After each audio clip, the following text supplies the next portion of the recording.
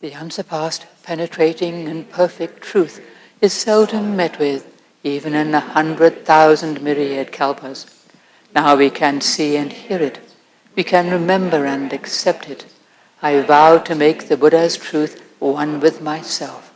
Homage to the Buddha, homage to the Dharma, homage to the Sangha. Well, I'd like to wish everybody a happy Vesak. I've done it already, I'm doing it again. Happy Vesak. And to anybody else who may be listening to this talk who doesn't happen to be in this room, happy Vesak. And usually we have lots of people here, and today we don't. Because of the coronavirus, we're on our own.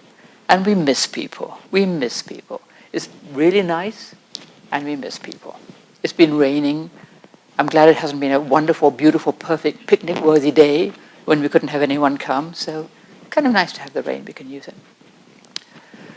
So lately I've been talking about the 6 Paramitas, which are generosity, precepts, patience, vigor, meditation, and wisdom. And today I'm going to talk about patience. Well, I talk about patience a lot because it's so essential to our practice. It's one of the things we constantly need to practice. Anybody actually, but in our Buddhist practice, constant practice of patience. And today I'd like to put patience in the context of the other paramitas. So as I said, the paramitas build on each other. They're not in some random order. You start with generosity, then precepts, ethical conduct, and now we have patience. And we do practice them all at once, but they build also. They all go together. So when you practice patience, we're practicing generosity. We're giving our time and forbearance to somebody. When we just want to get something done, we don't have time for a person, and somebody stops us to talk, maybe at length. Can we be patient with them? Can we put aside our agenda and just stop a moment, give our time to that person? Generosity with our time. To stop and spend time with that person is a practice of both patience and generosity. We're giving something of ourselves. Taking time to do a mundane job, a seemingly mundane job, properly, and not just rush to get it done so we can go off and do something different. We're giving ourselves to it. We're giving something of ourselves, giving our time, our attention, our presence, our patience, giving. When we're irritated by something, and we don't give vent to it, we keep quiet. We're practicing patience and restraint, forbearance, and also generosity. We're practicing harmony. We're giving something of ourselves, though it may not be visible, for the sake of harmony. Giving something by withholding our annoyance. Precepts, when you practice patience, we're practicing the precepts. We're not giving into anger or desire. We're practicing restraint again, not doing. So often, just taking a moment, taking a breath, as we often say, restraining the urge to speak or do something that might be unwise or unkind. It helps us to keep a precept that we might otherwise break by giving in to that impulse, just to curb it for a minute, and sometimes much longer. Patience is the antidote to anger and frustration, just that patience, patient withholding, patient restraint. Well, patience is the virtue that people don't usually see because we're choosing not to do something rather than do it. And so it's called the great austerity. We don't get a lot of credit for being patient. People don't really notice. It doesn't look like much, but it's essential to our life. When you think of impatience, we see how much turmoil we can create by not restraining ourselves, not restraining our desires and our irritation and anger and all that. And we see that impatience is actually selfishness. I want this now. Or I have to get this down now, and I don't have time for you, Or I have to set that person straight now because clearly they're wrong. This impatient urge to do something or say something that can cause problems, disharmony, suffering for other people or for ourselves. Grabbing something we shouldn't grab impatiently, doing something we shouldn't do out of impatience. And it can seem so right and justified at the time. But if we take a moment, we can see the disharmony and suffering we might create by doing that. So to practice patience is often to let go of our selfish opinions and desires, our agenda, letting go of our selfishness. It's a huge aspect of that. Acceptance. Patience is acceptance, taking things as they come. It's not resignation, just, oh well, actually acceptance, looking it right in the face, letting go of what we want, our agenda, accepting things as they are. This is how it is. Let go of what I think it should be, how I think that person should be. Just, this is how it is. Patient acceptance. And it can seem as though our life is a continual practice of patience, and so it is. It's just constant. Especially now. Many of us have been asked to stay at home for weeks now so that we can reduce the spread of the coronavirus. And people are getting tired of it. And those who are asked to continue to work and are able to continue to work are also probably getting pretty tired because they're picking up the slack. The doctors, the hospital staff, all the other people, truck drivers, they're probably getting kind of tired of the whole thing. I think everybody would like it all just to go away and go back to the way things were. That may not happen. Many people have died, as we know, leaving their families and friends, grieving for them. People are worried about money, jobs. It's not a happy time in our world. And we're the fortunate ones compared with those who have lost lost the people they love, or people in poorer countries, and those who may be listening to this talk who've lost somebody they love. We deeply sympathize. We're really sorry. When there's a crisis, people tend to come together and help each other, as we've seen in countless examples of generosity and kindness. But when the situation goes on, it gets old, people get tired of it. And this is where we really have to practice patience. It's all very well being patient in the immediate moment, but patience over a long time, the great austerity, just for long periods. So, in this present situation, staying at home or wearing a mask if we have to go out, it doesn't look like anything terribly heroic. And other people might not even notice. But it's a practice of patience and also unselfishness, not wanting to possibly create harm to other people. And, having said that, maybe we can practice patience with those who think differently from us and who are doing something different from us, and not make judgments of what other people are doing. Everybody has their own view, their own way. Not judging and criticizing is a practice of patience, trying to understand and empathize instead. And in this present situation, I think everybody really wants the same thing. People just want their life back. They want things to go back to normal. They want to be happy, able to go out, able to make a living, able to be with their friends, just able to take a breath and not be restrained by this situation. But it's not like that. We have it, and we have to accept it.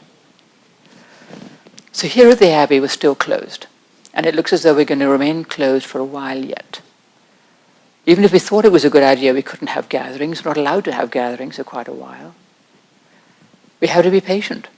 Even if we thought it was a good idea, we couldn't do it. Today's Vesak Day, and as I said, usually we have lots of people here to celebrate with us, but we're celebrating just ourselves. And we have our elephant, we have the baby Buddha, as you can see, and it's really nice, but it's just not quite the same. We have to be patient. And we're lucky because we have each other and we have our practice. And even when we're allowed to be open again, we will be cautious and we will have to be patient. We can't just rush back into things. We have some older monks here, and we need to protect them. And this is not because we're particularly afraid of getting sick or dying. is because we want to safeguard our monastic tradition. We're not special people, we're just ordinary people, but our way of life is a rare and precious thing in this world. Not many people want to become monks, but there will always be a few who do, and we need to keep the door open for them. And it's like walking down a busy street. There you are, everything's going along, and there's a little slightly open door. Well, most people won't even see that door. They'll just walk straight past it, getting on with their lives, and that's normal and fine. But there will be a few people who will turn their head and look at that slightly open door. Oh, maybe there's something else. Maybe there's another way to live my life. And for some people, suddenly, all that busy up and down the street becomes tawdry, and it's just not the same. And they want to go through that door. So we don't want that door to close. We want to keep it open for the next generation, for those who wish to come. So we safeguard our community to help us to do that. So we don't just all, we don't like to all just get sick and die, but it's nice to not have half our community, debilitated or possibly wiped out. So we are going to be cautious. We're going to be circumspect because we want to preserve our monastic tradition for those who wish to come, not just for ourselves. Back to patience. Well, even apart from the coronavirus and all that is brought with us, there are endless opportunities in our daily life to practice patience. Patience with difficulties. We have plenty of them. The unwelcome things that come our way. To try to accept them and do our best with them. They come all the time. The little things that happen, Patience with the body, with pain and sickness. Patience with the getting old and all that brings with it. Acceptance of all the kinds of physical suffering this body can experience. And this can help us to sympathize with other people's suffering of body. If we've never had great pain, we have no idea what it's like. We can try to imagine it. We have no idea. And even when we have been in great pain and it's gone, we can't quite remember it. Otherwise we couldn't live our life. But there are people who live with great pain all the time. And when you've experienced suffering and pain, we can empathize more, sympathize more with other people who have suffering and great pain. When you know what it's like to be in great pain or have some chronic illness, or just getting older and slower and have people kind of rushing around you trying to get past. To be able to accept it, accept our seeming shortcomings, our aging or sick body, our weakness of body and mind, accept them with patience and equanimity. It's a huge practice. Patience with other people. People can find at home who are living together and can't go out. They can get on each other's nerves, and this seems to be happening in our world. It can be really difficult living with the same people day after day and not be able to kind of get away, And to practice patience, acceptance of other people or people in our lives, to forbear, to be patient with them. We can't change other people, we can only change ourselves. We can try to practice restraint when we feel irritated or upset and not take it out on those we live with. We're not going to change them, But we can remember their better qualities and not just think of their shortcomings. And this is a good practice at any time, not just when we're all locked up. But it's always a good thing with those we work with, those we live with, those we deal with, to see their good qualities and not just the things that annoy us. Because everybody is a combination. Nobody is just good qualities and you just get rid of the bad ones that we don't like. It's not like that. We take the whole thing, the whole person. That's what we got. Patience with ourselves. This is the hardest one, I think, the hardest one. Patience with our own shortcomings and our own weaknesses. Patience when our progress and training seems to be really slow, nothing seems to be happening, we're not getting anywhere. Oh, what am I missing? My goodness. We'd like it to be different. We'd like to be wise, enlightened, happy. No more suffering as we'd really like. But this is what we have. And once again, acceptance is the key. This is what I've got. May I just do my best with it and not want something else. I want something else. Impatience does not help. We tend to be very critical of ourselves, much more harsh with ourselves than we would be of another person. Impatient with our mistakes, the dumb things we keep doing over and over again. We all have dumb things we do over and over again. Patient acceptance. Oh, I long to be thus. It helps us to keep more of a balance, to be kinder to ourselves as well as to others. Kindness. Patience is of kindness. Kindness to ourselves. When we're patient with somebody else, we're being kind to them. When we're patient with ourselves, we're being kind to ourselves. Letting go of the harsh judgments and just accepting things as they are. Whether it's somebody else we feel annoyed with, or it's ourselves, we keep exasperating ourselves because we're not perfect, we keep doing the same thing, falling into the same hole again and again. To be patient and kind. Our meditation practice, the epitome of patience. We just sit there. We try to let go of our busy little mind. We try to let go of our judgments about our busy little mind. We try to let go of doing something or being something or attaining some special state or getting somewhere. Just to sit there. Just to sit there. And whatever we're doing, being present right now in whatever we encounter, whether we're sitting in meditation, or we're walking, or we're talking with somebody, or doing something else, whatever it is, to do our best to be present here, right now, is actually one of the aspects of patience. Because it's often not what we would have wished. I want something else. Well, this is what we've got. Patient acceptance. This is what I have. May I accept it with my whole heart. Face it head on, directly, and not look away, not fudge it, not make excuses, not try to do something else, not distract myself. Here I am. This is what I've got. This is it. This is just as wholeheartedly as we can, being present here, right now, with whatever's going on. This is a large part of our practice. And it's a large part of the practice of simple patience. The Buddha, Shakyamuni Buddha. Today is Vesak Day, as I said, as we can see. We celebrate his birth, his life, his enlightenment, his teaching, and his death. The whole thing. The Buddha was a human being. And he had a constant need for patience. He left home, 6 years of austerity and harsh self-discipline. 6 years. It doesn't sound like as long a time as all that in some ways, but 6 years of it, And finally he says, okay, this isn't working, as we know. Sat under the Bodhi tree and said, okay, I'm not moving till I see the truth. You could say that was like storming heaven. I've got to have it now, but it was just like, I need to do this, and I ain't moving. So he had that long night of Mara's armies coming and all the things that came his way. Must have seemed like a very long night. He did not move. And then, as we know, he realized the truth. That's a practice of patience,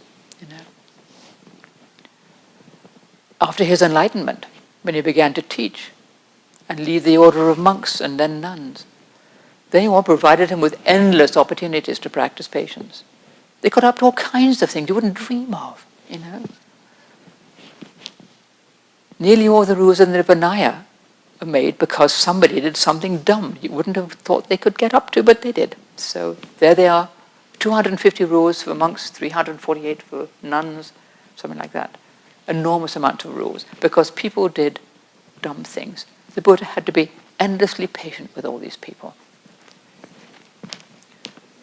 Devadatta, his cousin, plotted against him and tried to kill him. And he was very patient with that. He didn't retaliate. The only thing he did finally was to say to people in the town, Devadatta is no longer part of our order. Don't listen to him. even when he was trying to kill him. Other spiritual leaders were jealous of him, tried to discredit him. He didn't retaliate, just that 3 days it'll pass off, and sure enough. People would come to argue with him, sometimes really rude, and he wouldn't be rude in return, he wouldn't get angry. He would be patient and courteous with all of them. Sometimes he'd make a fairly firm point, but he did not get pushed off his sitting place, as it were. And some of them became his disciples, and some of them just went away still crabby. What can you do? Patiently accepting all of it, seeing his own relatives killing each other in wars. He tried to stop it a couple of times. Third time he said, I can't stop this. Had to let them do it. Patiently accepting it. In his old age, and he lived to 80, and that must have been pretty tough in those days to be 80 years old. He had a bad back. He was wrinkled and bent as an underset. You're all bent and wrinkled now, no longer strong and upright. And he said the only time he was out of pain was when he was in deep meditation. Not easy, a great test of patience. Even when he was dying, he gave this discourse on the essential practical aspects of monastic life to his community. And he asked if they had any questions. There he is dying, he probably felt terrible. Talking about the essentials of practice, not esoteric great things, but just basic, down-to-earth daily life of monastic life. Did they have any questions? He did his best to comfort them. He reminded them that everything's impermanent. Everything in every body that is born has to die. This is just how it is. Let the Dharma be your refuge. I'm off. He ordained one last person on his deathbed. And he asked the monk to move aside so the devas and the townspeople could see him. Because he told them he gave word that he was dying, and if they wanted to see him, now was the time. So people came, lots of people came. And he wanted them to be able to see him, thinking of others, considerate and patient, right to the very end. Then he went into deep meditation, and finally he died. Patience, kindness, forbearance, restraint. There he was. There's a perfect example. And all his bodhisattva lives that he talked about, that we hear about, of patiently enduring all kinds of afflictions, being chopped to bits, all kinds of things. We won't go into that, but lots of them. But definitely patience was a very strong factor in all those previous existences. So this is our great example of patience, facing everything that comes our way with courage and with stillness and with kindness, not letting it push us off our seat, accepting everything and everybody who comes our way with kindness and not with judgment or criticism, relinquishing selfishness, thinking of others, and being as fully present as we can with all of it. And that's our talk for the day. Happy Vesak. May you be healthy, happy, and at peace for those who hear this talk.